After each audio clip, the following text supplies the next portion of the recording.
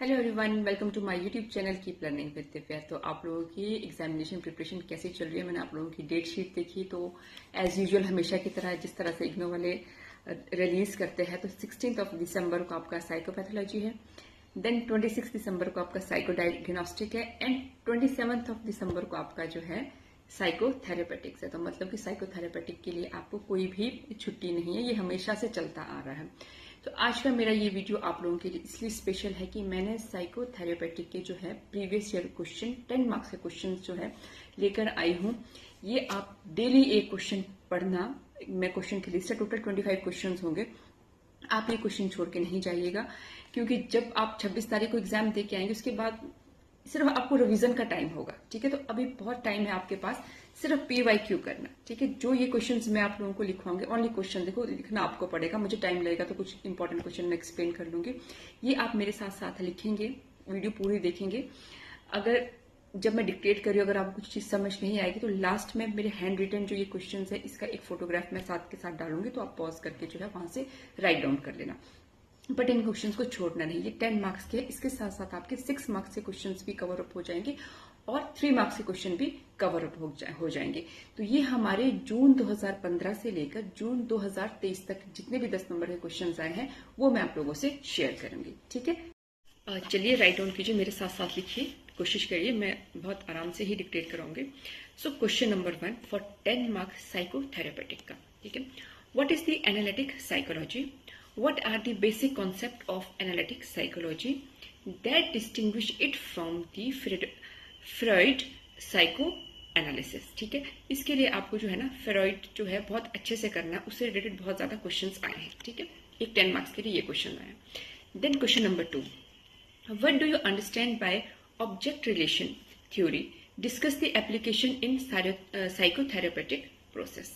ठीक है, then question number 3, what are the basic assumptions of cognitive behavior therapy? Explain the process of cognitive behavior therapy. तो हमारे 3 questions हो गए। Question number 4, what are the main difference between the therapies used for the older age group person and the other age group person? देखो older age वाले हैं उनके लिए different therapies होती है, जो अडल्ट्स और यंगस्टर्स हैं उनके लिए जो है डिफरेंट थेरेपीज होती है, तो उसमें आपको डिफरेंस आना चाहिए।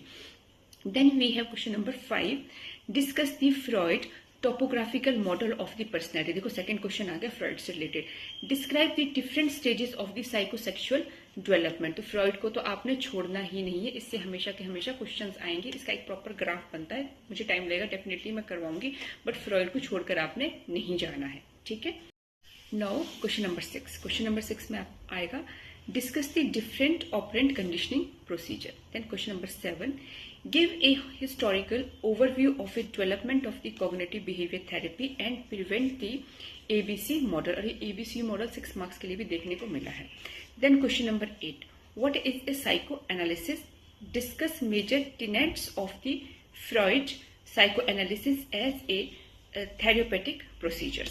ठीक है, then we have question number 9, define interpersonal psychotherapy, discuss it's techniques. ठीक है ना, इंटरपर्सनल एक होता है इंट्रा, अब ये आपसे इंटरपर्सनल पूछ रहे हैं। जब तो आपको लग रहा है ना कि 2 क्वेश्चन मिला के क्वेश्चन बनाया है, तो आपने क्या करना, 5 नंबर का फर्स्ट पार्ट लिखना, 5 नंबर का सेकेंड पार्ट लिखना है। ठीक है, then question number 10, explain the distinctive feature of the psychotherapy for the children, most important question.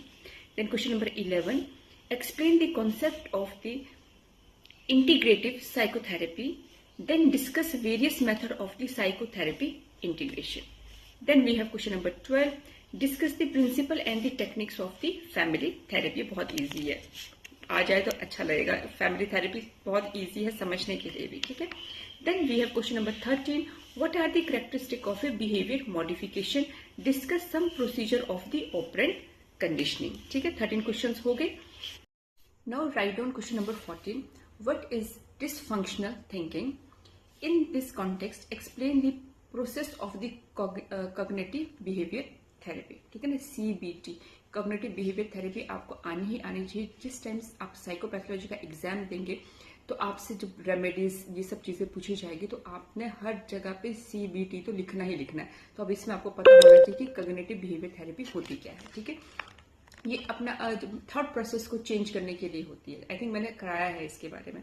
Then we have question number 15, explain the treatment principle and the intervention in the solution focused therapy. ठीक है। Then question number 16, discuss the different way to psychotherapy integration. Then we have question number 17, discuss the various component of psychoanalytic and psychodynamic psychotherapy. देखो psychotherapeutic का मतलब ये क्या है, ये subject क्या है, ये थेरेपी से रिलेटेड है। साइकोपैथोलॉजी हो गया हमारा डिजीज, हमें क्या क्या समस्या होती है। साइकोडायग्नोस्टिक हो गया, हमने डायग्नोज करना है, कैसे डायग्नोज करेंगे। थेरेपेटिक हो गया हमारा उनका जो है ट्रीटमेंट कैसे होता है। Then we have question number 18, discuss the psychotherapeutic method for the treatment of adolescent anxiety and conduct disorder. ठीक है, ये एडोलेसेंट के लिए जो है आपने बताना है क्या क्या मेथड्स होते हैं, क्या क्या ट्रीटमेंट्स होते हैं। ठीक है। Then now we have question number 19, define behaviour modification. Explain the characteristic of the behaviour modification. कई बार एक्सप्लेन की जगह यूज किया जाता है एल्यूसिडेट। ठीक है, तो इसका मतलब परेशान नहीं होना कि ये क्या है। Explain and elucidate is the same thing, कि आपको एक्सप्लेन करना है। ठीक है। Then we have question number 20, describe the various psychotherapies used with children. ठीक है, ये तो छोड़ना नहीं है आपको कि चिल्ड्रन के साथ ट्रीटमेंट कैसे किया जाता है। ठीक है, जितने ये मैंने क्वेश्चन है ये आपको सब करने हैं। Then question number 21, what is integrative psychotherapy. I think ये आया है, discuss the different way of psychotherapy integration. शायद पहले ये क्वेश्चन रिपीट हो रहा है, अब देख लीजिएगा। Then 22, discuss the counselling process in the Roger client centre therapy. Then question number 23, explain the concept of family therapy, discuss the technique, various values and ethics of the family. Then we have question number 24, discuss the characteristic and the technique of the interpersonal psychotherapy. ये कुछ question मुझे लग रहा है ये repeated है, तो आई think ये रिपीट हुए होंगे, मैंने भी फिर से लिख लिए हैं। Then question number 25, explain the psychodynamic approach to couple therapy, discuss the with clinical illustration and the case analysis. इसमें आपको जो है एक केस भी बना देना है किसी कपल थेरेपी का, तो आप केस इजीली बना सकते हो, आपने इंटर्नशिप की है। ठीक है, तो ये हमारे क्वेश्चंस हैं, ये 20 क्वेश्चंस है। अभी बाकी के अराउंड इतने ही क्वेश्चंस मैं और लेके आऊंगी। देखो जब आप ये 20 क्वेश्चंस करोगे, इसके साथ आपके 6 एंड 3 मार्क्स के कहीं ना कहीं कवर अप हो जाएंगे। डेली एक रूटीन बनाइए कि आपने 1 क्वेश्चन पर डे करना ही है। बाकी इन 20 क्वेश्चन में से कोई आपको लगता है कि मैम हमारे पास इसके नोट्स नहीं है, प्लीज समझा दीजिएगा, तो मुझे कमेंट बॉक्स पे बताना कि आपको कौन सा क्वेश्चन मैंने समझाना है, तो मैं डेफिनेटली प्रॉपर नोट्स बना के आप लोगों के साथ एक वीडियो शेयर करूंगी। अदरवाइज जो मेरी कोशिश रहेगी, मैं फ्रॉइड को आप लोगों को बहुत अच्छे से एक्सप्लेन करूंगी, चाहे वो फिर 10, 6, 3 मार्क्स में आए, आप उसको किसी भी वे में लिख सकते हो। ठीक है, ऑल दी वेरी बेस्ट, अच्छे नंबर लाइए, अभी से प्रिपरेशन कीजिए, आपके पास फुल टाइम है। और PYQ बिल्कुल नहीं छोड़ने हैं, आप ये मान के चलिए कि एग्जाम जो सेट होना ना वो PYQ से ही सेट होगा। ठीक है, आप नोट्स बनाओ, जैसा भी आपको लर्न करना है। बाकी मैंने आपको एक रेफरेंस दिया था बसंत कोठारी, उनकी बुक्स काफी अच्छी है, मैंने भी वहीं से पढ़ के एग्जाम्स दिए हैं। आप अगर वो ले सकते हो वो भी ले सकते हो, वो कुछ गाइड टाइप भी प्रोवाइड करते हैं आपको।